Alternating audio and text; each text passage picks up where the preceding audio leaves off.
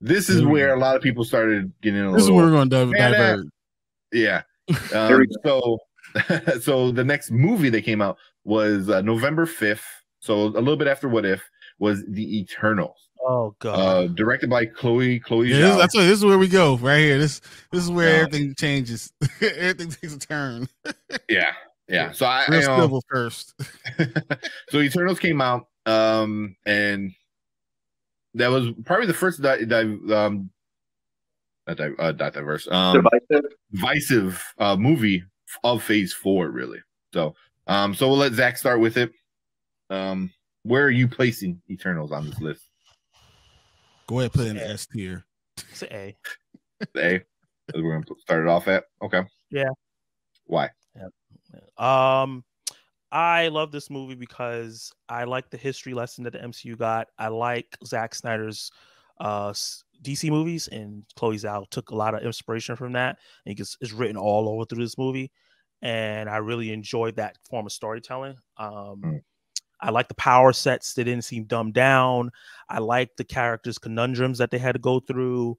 I remember being mind blown that there was a celestial on the earth and it was going to blow up and destroy everything. And they had to make a decision to like, do we do our job that we were built to do, or do we go against our manifest destiny? I thought that was kind of brilliant. And I had a visceral, and anybody that saw me in the movie did a reaction when Icarus killed Salma Hayek. I literally said in the theater loud, "You motherfucker." Yeah, I agree with you there, man. I was you ain't like, know about the movie. How dare you? Like, I like Stark. And that ending fight was so dope. All the powers used. I just thought the only negative was that there was just too much going on for the length of the movie. And I think my only other negative is that Icarus and Gemma Chan's character, I don't remember what her name is right now for some reason, their chemistry. Cersei. Yeah. Cersei. Yeah. Their chemistry wasn't strong enough for what they were trying to do. If that love story was like the chemistry was strong enough for that love story, the movie would have been held up more because people were like, oh, I love them together, like Peggy and Steve and yada yada yada. But they had no chemistry at all. She had chemistry with Dane, but she did not have chemistry with Icarus. So I think that held back the movie a little bit because that was a big part of the movie. But I thought the sci-fi aspects, I thought the action, the visuals, the fact that it was not a green screen, it was shot on location. And just the fact that it was a DC movie in the Marvel universe, and I prefer the feel of DC movies more. It just was a movie for me. They actually bring up Bruce Wayne and Alfred in this movie, so you articulated your point so very well. She purposely did that. You articulated your point so very well. And now you're about to shit on him. Oh hell yeah. Well, also they brought up Batman Alfred. They also brought up Batman in Guardians of the Holiday Special, which was kind of fun. Yeah. So James Gunn is planting the seeds for that crossover. That's the first thing I thought about too. So he's giving it an A. Okay, some pretty good reasons. Brandon, what are you giving it? I'm gonna agree with that. I'm gonna leave this at A as well. I really appreciated what Chloe Zhao was trying to do. She's very much, things like Nomadland, some of her other works. She's very, very much an art house director. I was curious and very open to the idea of an art house movie here in the case of the MCU. And I really think that she pulled it off very wonderfully. I really respected its ambition. I liked the way that say what? Okay. No, somebody commented and said he looked like Bucky, and I was like, yeah, he looked like Bucky, a lot like Bucky. Oh, Richard Madden, he does, doesn't he? Yeah.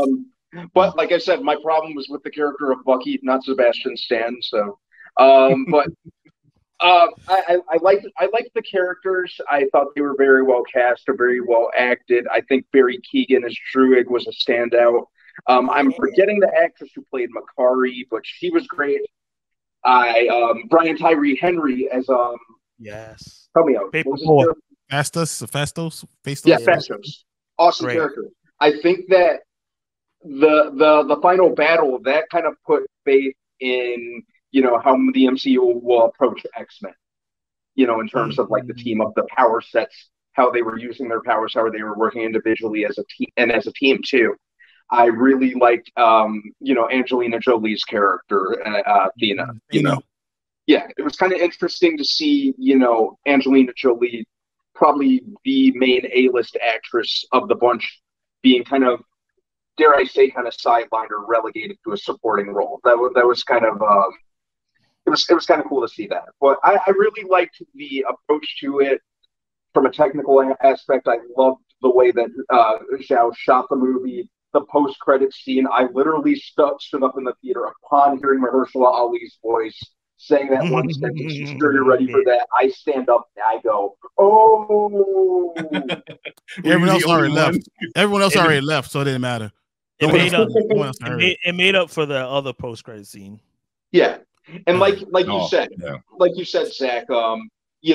Snyder very much approached the DC universe treating these characters as gods, but I preferred the way Zhao did it because it kind of worked a little bit more in her context with these characters that she was saddled with. So I'll give it an A. I'll leave it at A. And that's why I gave it. Yeah. Literally. So I was excited about seeing this movie. I went and saw it opening night, and I fell asleep 4 times. 4 times. There's too many characters that you had to try to put into a movie and shoehorn in. There was too many people that you didn't know who the hell they were. Even right now, you just gave it an A, and you were asking me who did they play. How is it an A then? How is it on the same level as Shang-Chi? It wasn't on the same level as Shang-Chi for me. I feel like the movie was too long for one. It was tried to have all these characters without having any character arcs. And none of them really had chemistry with each other. None of them. I didn't care about any of them. I love Salma Hayek, even Ajak. I was like, well, I really don't care. I felt like I didn't care at the end. That's just kind of where we were. And because of beautiful, yes, it was cinematography was beautiful, looked good. I understand what they're doing. The story wasn't even terrible. It was just horrible. Like the movie and as a whole, when you look at it, I'm just like, why am I falling asleep in the movie theater? Why is my wife snoring, drooling? Why is 4 people getting up, walking out of the movie theater? I'm like, all right, come on, man. It's I saw that too. I knew what they're trying to do. I understand where they're trying to take it, but it just didn't do well. I appreciate the work it tried to go, but they didn't succeed. And I just think there's too many characters. Too many. When you have a storyline that you're trying to introduce these new characters, you better focus on these new characters. You can't bring 9 of them in and forget and think we're going to remember. I think that was just a misstep. Now, do I think that they need to be thrown out of the MCU? No, I don't think so. I just think it wasn't a good movie. I think they didn't do it right. That's just my opinion. So, yeah. Where are you placing it? So we got 2 A's. That's a D. It's almost like I have to put it as a D because I don't want it to be a B. Like, but I don't think it was a D movie. It was not, I don't think it was good as Black Widow, but I'll put it like right next to Black Widow. You put it next to Black Widow? Yeah, like right next to Black Widow. That's where I am. Okay. Okay. So before I go, I asked chat, the couple people that are in here. Andy gave it a C. Horror Geek, who's been agreeing with Zach almost the entire show, said, "Yeah, I appreciate what I was going for, but that how could you betrayal." But I'm right there too. Me and another Nerd Huddle guy, Alfredo, we do Oscar movies. So whenever we get the nominations for best picture for Oscar year, we watch them all, good or bad, however we feel. And I watched No Man Land, and I fucking hate that movie. I didn't like it. It looked cool. It had gorgeous things. It was a movie about I don't know. I couldn't get into it. And when I found out, and then I looked at her other movies, I'm like, oh, I watched that. I didn't like that. I watched that, and I didn't like that. I mean, she's only done like what 5, 6 movies at this point. Only a few. Yeah. And I haven't liked really anything she's done. And I found out she's doing it. I was like, ugh. So I'm like, it's gonna have. I already knew right off the bat. It's gonna have somebody looking off to the sun for 5 minutes, and sure enough, that's what we got. You know, it was a beautiful sunset, though. Of course it is. You know, every sunset's beautiful when you put it behind like a desert forest in the distance and all that shit. But you know, but overall the actors were good. It wasn't the worst movie ever. I've definitely seen worse movies. But it was hard to put so many characters in one movie. You know, granted they focused on, you know, Cersei mostly, you know, and all the flashbacks were kind of cool, you know, but yeah, it didn't hit it, you know. And when Zach said it took Snyder stuff from it, I was like, oh, cool. I hate Snyder. I don't like his movies. I'm sorry. I'm sorry. I might get attacked on Twitter, and you know I'm gonna have 50 million people coming after me. I'm not a Snyder fan. You know, I'm coming for you. I am a Snyder fan. And I still hate the movie. I'm with. What did he make that was good? He made 300. He copied 300 because everything was panel for panel from the comic, and the comic is gorgeous because you took not Robert. My God, I can't think of his name. He's one of my favorite comic book guys. A proper adaptation. Yeah, but I mean, at that point, you're just copying. You know, Zach is not great. You know, he's great visually and with fight scenes, and that's about it. Yeah. So you know, and I did get a lot of Zack Snyder kind of feel for stuff too. Frank Miller, mixed with right? Frank Miller. Yes. Oh my God, Frank Miller. His Wolverine is one of my favorite Wolverine. I have it still, like in my collection somewhere, signed by Frank Miller. So, legendary. He also wrote RoboCop, which is one of my favorite movies. I mean, the director completely shit on his script, but you know, he wrote RoboCop for what that's worth. The original 1 and 2. 1 and 2, yeah. 1 and 2. Yeah. But obviously the director changed a lot of his script and pissed him off, and that was him being done with Hollywood. But yeah, I'm giving it a C. It just like Horror Geek said and what Brian said, I appreciate what they were trying to go for. They were going for something different, which is cool. But for me, it didn't land. It didn't land. It was a lot at once. I'm excited to see the characters going forward. Exactly. I think they could do some cool stuff now that they're all introduced. But as an introduction to these characters, it was a miss.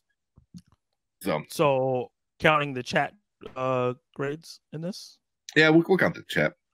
Oh, okay, so yeah, it's a C then. Yeah, it's like 6 C's versus 2 A's. Yeah, but like I said, I appreciate what they were doing, but I just can't believe you guys are putting the same level as Shang-Chi. That really does. I like it more than Shang-Chi. Wow. Really? Wow. Mm-hmm. Okay. I didn't like it more than Shang-Chi. I'd say I probably liked it around the same. Shang-Chi is not different for Clone Bucky. I mean, no, that's really interesting to me to hear what you guys are saying about it. I just didn't see it that way. Yeah, I did well, most people agree with you. Yeah. Like I said, when I left that theater, I was like, "Oh, I'm in the mean minority." My review is about to get 2 views. Yeah. Well, I mean, that's one way to get a lot of views is when you love something everyone else hates, or you hate something everyone else loves. Yeah. You tend to get a lot of people saying you're stupid. So, you know, it is what it is. But yeah, and I like what Andy Bush is. C for Clone Bucky. It was like generic white guy. Yes. Disney Plus did help this movie though. Yeah, it did. I think it did much better. The year anniversary, a lot of people came out. I didn't watch this in the movie theater, but when I watched it on Disney Plus, I loved it. Mm-hmm. And so there's a lot of fans out there, so that the second movie might be able to do better. It probably would have been better on Disney Plus, just because you can rewind and rewatch, skip. You tired of it, you pause it, you say I'll come back in the morning. Too expensive for them to drop it on Disney Plus. Yeah, no way they were gonna drop it on Disney Plus. Zoe Zhao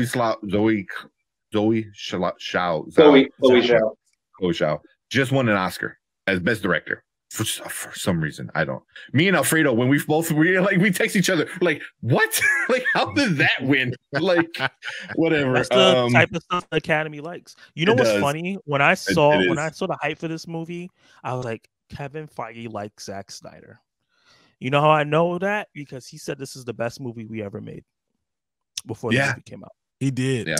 And this is a Zack Snyder movie in the MCU. And I'm like, he wants that darkness and gravitas, but he knows he can't do it under Disney. And he was like, yes, I finally got it. And then it bombed. He's like, shit.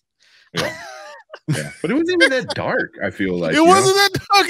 It was confusing as hell. That's what it was. I mean, like terms of cinematography and stuff like that. Yeah, like I feel like stuff. Yeah, Moon Knight was darker than that. Yeah. We should have got a point where like you work for Game of Thrones, I work for Game of Thrones. Yeah, we're like that would have been the MCU Martha moment. So yeah, how do you know that name? We still should have got a Sherlock moment in Infinity War Endgame. I can't believe they did a few times. Yeah, I agree. Yeah, the Academy loves character studies. Yep. That is true. The Academy's so far up their own ass.